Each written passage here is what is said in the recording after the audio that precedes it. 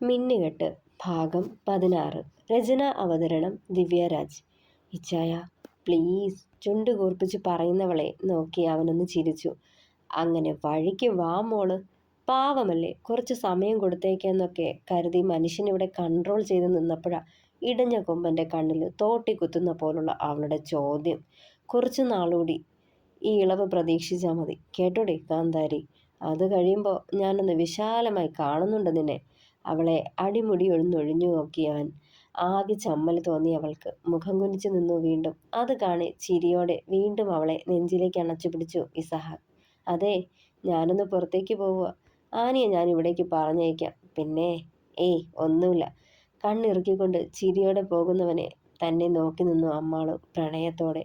ഒരു മാറ്റവുമില്ല എൻ്റെ ജോച്ചായന്. പിന്നെ കുറുമ്പ് ലേശം കൂടിയിട്ടുണ്ടോന്നൊരു ഡൗട്ട്. ചിരിയോടെ പിറുപിറുത്തുകൊണ്ട് വാതിൽ ചാരിയവൾ.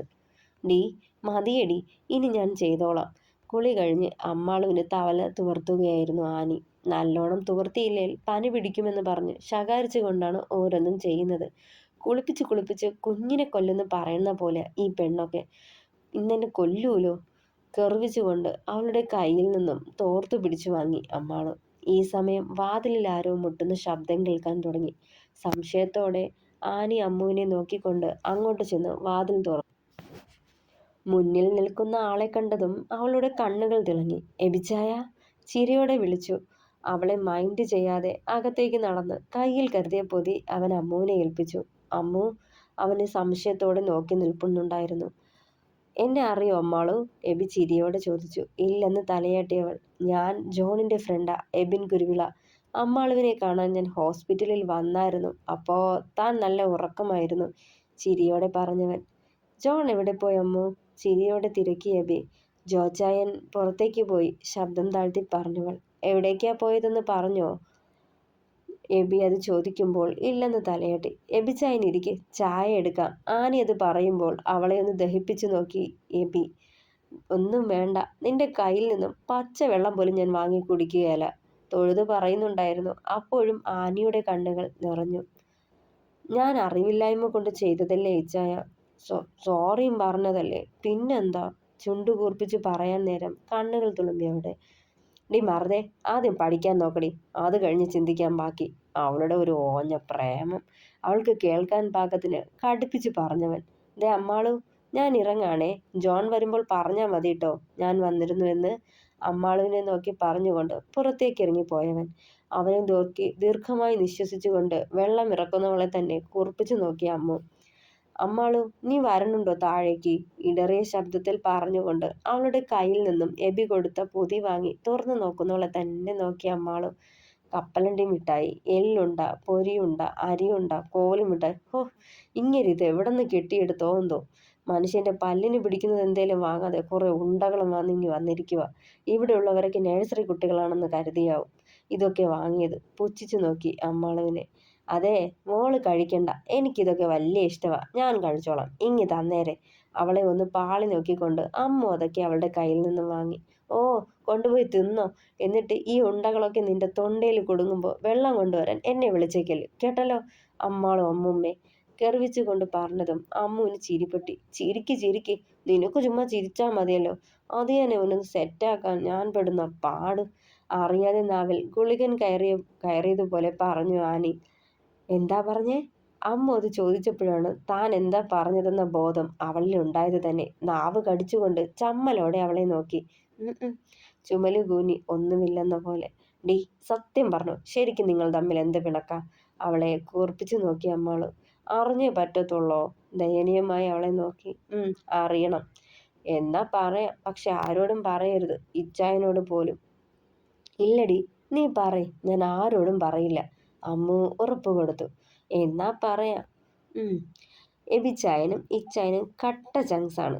പാലേക്കുന്നിൽ നിന്ന് ഇച്ചായൻ ഇവിടേക്ക് വരുമ്പോൾ 18 വയസ്സേ ഉണ്ടായിരുന്നുള്ളൂ. അപ്പോൾ കമ്പനി കാര്യങ്ങളൊന്നും നോക്കി നടത്തേണ്ട പക്വതയൊന്നും ആയിട്ടില്ലായിരുന്നേ. അന്നേരം ഇച്ചായന് വേണ്ട നിർദ്ദേശങ്ങളൊക്കെ കൊടുത്ത് കൂടെ നിന്നത് പപ്പയുടെ വിശ്വസ്തനും മാനേജറും ഒക്കെയായിരുന്ന സാം കുരുവിള എന്ന എബിച്ചായൻ്റെ പപ്പയാ. കുരുവിള അങ്കിൾ കൂടെ നിന്ന് ഇച്ചായന് എല്ലാ നിർദ്ദേശങ്ങളും നൽകിപ്പോന്നു. ഇപ്പോഴും ഇച്ചായനൊപ്പം കുരുവിള അങ്കിളുണ്ട്, എന്തിനും ഏതിനും. പതിയെ പതിയെ പപ്പ നടത്തിക്കൊണ്ടു പോയതിനേക്കാൾ ഒരുപടി കൂടി മുന്നിലായി നമ്മുടെ കമ്പനി. അധികം വൈകാതെ പല പല ബ്രാഞ്ചുകളായി വലിയ വലിയ മൾട്ടിനാഷണൽ കമ്പനികളുമായി ഡീലിങ്സായി. അങ്ങനെ വളർന്നു. കുരുവിള അങ്കിളിനൊപ്പം ഇടയ്ക്കിടെ ഇവിടെ വരാറുണ്ടായിരുന്നു എബിച്ചായനും. അങ്ങനെ അവർ രണ്ടുപേരും നല്ല സുഹൃത്തുക്കളായി മാറി. ആർക്കും പിരിക്കാനാവാത്ത സൗഹൃദമാണ് അവരുടേത്. അങ്ങനെ ഇങ്ങേരെ കണ്ട് കണ്ട് എനിക്കും ഇങ്ങേരെ ഇഷ്ടമായി തുടങ്ങി. പക്ഷേ പുറത്തു പറഞ്ഞില്ല, അതിനുള്ള ധൈര്യം പോരായിരുന്നേ. അങ്ങനെ 18 വയസ്സ് കഴിഞ്ഞപ്പോൾ, അതായത് ഡിഗ്രി ഫസ്റ്റ് ഇയർ ആയപ്പോൾ, ഇച്ചായനോട് ഞാൻ എൻ്റെ പ്രണയം തുറന്നു പറഞ്ഞു. താടിക്ക് കൈയും കൊടുത്ത് ശോകഭാവത്തിലിരുന്നവൾ. എന്നിട്ട് അമ്മാളും ആകാംക്ഷയോടെ ചോദിച്ചു. എന്നിട്ടെന്താ? അങ്ങേര് പുല്ല് പോലെ റിജക്റ്റ് ചെയ്തു. കൂടെ ഒരു ഉപദേശവും, ആദ്യം പോയി പഠിക്കാൻ നോക്ക്, എന്നിട്ട് വലിയ ആളായി ഇച്ചായൻ കണ്ടുപിടിച്ച് തലയിൽ വെച്ച് തരുന്ന ഏതേലും കോന്താനെ സഹിച്ചോളാൻ. ആനിയുടെ പറച്ചില് കേട്ടതേ അമ്മാള് പൊട്ടിച്ചിരിക്കുന്നുണ്ടായിരുന്നു. കൊലച്ചിരി ചിരിച്ചതും മതിയാക്കിയാലേ ബാക്കി പറയൂ.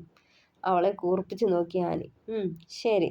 അമ്മാള് വേഗം ചിരി നിർത്തിക്കൊണ്ട് അവളെ നോക്കി. എന്നിട്ട് എനിക്കാണേൽ ഇങ്ങേരോട് കലിയായിരുന്നു. പിന്നീട് വന്ന ദേഷ്യത്തിന് ഒരു ദിവസം ഇച്ചായനെ കാണാൻ ഇവിടേക്ക് വന്നതും ഞാൻ ഇങ്ങേർക്ക് എക്സ്പയറി ഡേറ്റ് കഴിഞ്ഞ പാൽപ്പൊടിയിട്ട് ചായ ഉണ്ടാക്കി കൊടുത്തു. പിരിയുമെന്നാ കരുതിയതേ, പിരിഞ്ഞില്ല. കഷ്ടകാലത്തിന് അത് കുടിച്ചതോ എഡ്ഡിച്ചായനും.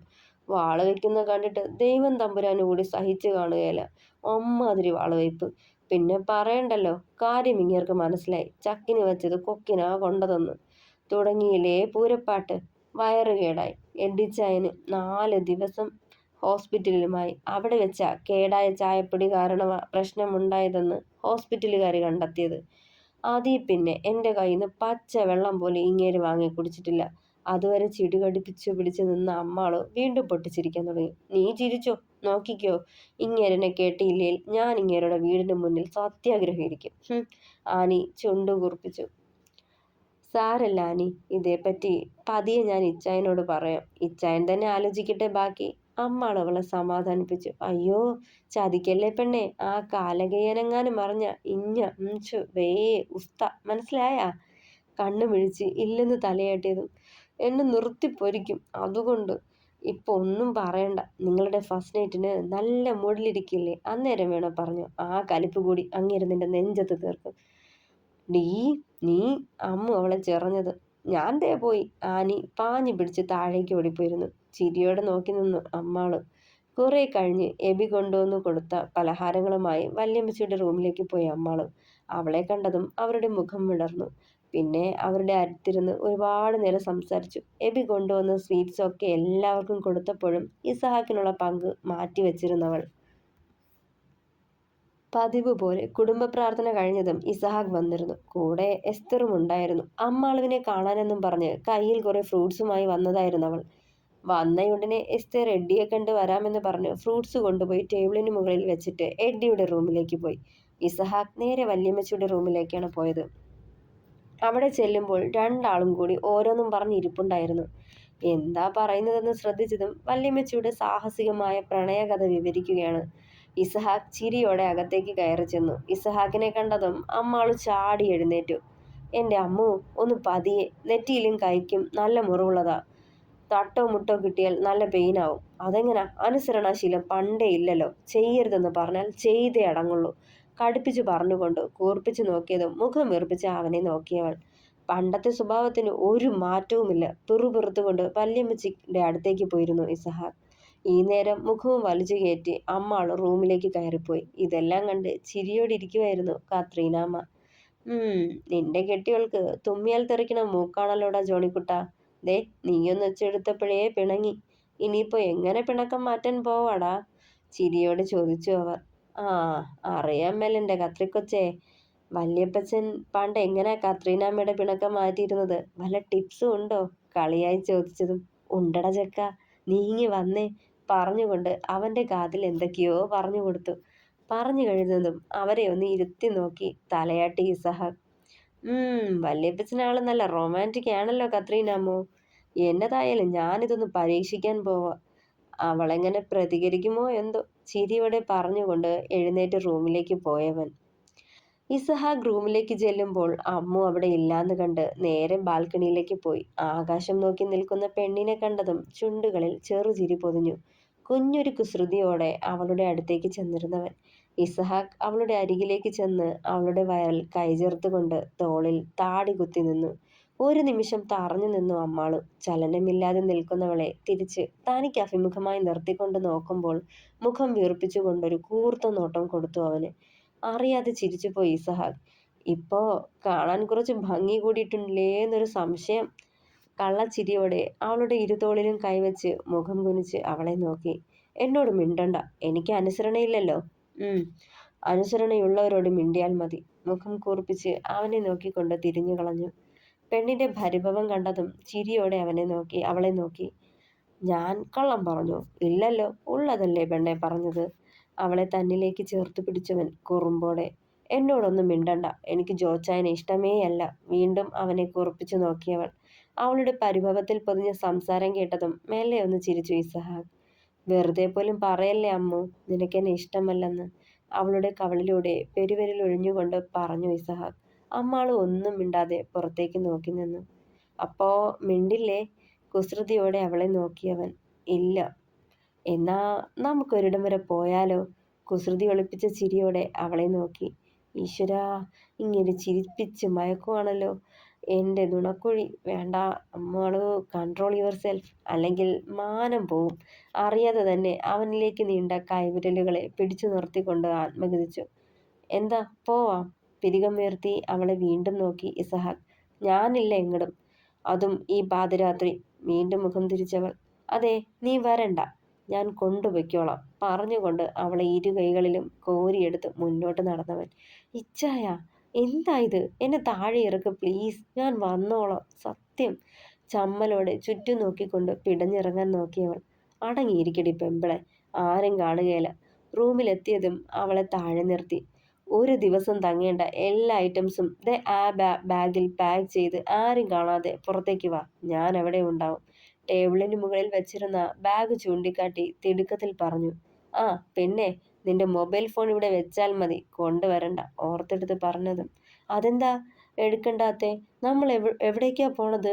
വിറയോടെ ചോദിച്ചവൾ. അതോ, നിന്നെ കൊണ്ട് കളയാൻ പോവാ. എന്തേ? പിരികമുയർത്തി അവളെ വീണ്ടും നോക്കിയതും ഒന്നുമില്ലെന്ന് തലയാട്ടി. എന്നാലേ പറഞ്ഞതുപോലെ ചെയ്തോ, ചിരിയോടെ പറഞ്ഞുകൊണ്ട് ഇസാക്ക് അവൻ്റെ ഫോൺ ഓഫാക്കി ടേബിളിന് മുകളിൽ വെച്ചു. ചുണ്ടും കൂർപ്പിച്ച് പിടിച്ച് ബാഗ് എടുത്ത് അത്യാവശ്യം വേണ്ടതെല്ലാം എടുത്തു വെച്ചവൾ. ഇച്ചായ, പിന്നെ വിളിച്ചുകൊണ്ട് എന്തോ പറയാൻ തിരിഞ്ഞു നോക്കുമ്പോൾ അവൻ നിന്നിടം ശൂന്യം. പിന്നെ ബാഗും കയ്യിലെടുത്ത് താഴേക്ക് നടന്നു. ആരുമില്ല എന്ന് ഉറപ്പായതും ഹാളിലൂടെ പുറത്തേക്ക് പോയി. ഇസഹാക്ക് പറഞ്ഞതുപോലെ റോഡിലെത്തുമ്പോഴേക്കും കാറുമായി അവൻ പുറത്തു തന്നെയുണ്ടായിരുന്നു. അവളെ കണ്ടതും കാറിന്റെ ഡോർ തുറന്നു കൊടുത്തു. അമ്മ അതിൽ കയറി. എന്നാ പോവാമല്ലേ? അവളെ നോക്കിയതും അതെ എന്ന് തലയാട്ടി. ഇരുളിനെ വകഞ്ഞു മാറ്റി അവരുടെ കാർ മുന്നോട്ട് പാഞ്ഞു. കുറേ ദൂരം ചെന്നതും അമ്മാളുവിന്റെ കണ്ണുകളെ നിദ്ര തഴുകി തുടങ്ങി. കണ്ണുകൾ അടഞ്ഞു. കാറിന്റെ സീറ്റിലേക്ക് തന്നെ ചാരിയിരുന്നവൾ മെല്ലെ ഉറങ്ങാൻ തുടങ്ങി. ചെറുചിരിയോടെ ഇസഹാക്ക് അവളെ നോക്കിയിരുന്നു. തുടരും. അപ്പോൾ അഭിപ്രായങ്ങൾ പറയണേ. കഥ ഇഷ്ടമായാൽ ലൈക്ക് ചെയ്യുക, കമൻറ്റ് ചെയ്യുക, സപ്പോർട്ട് ചെയ്യുക. Thank you.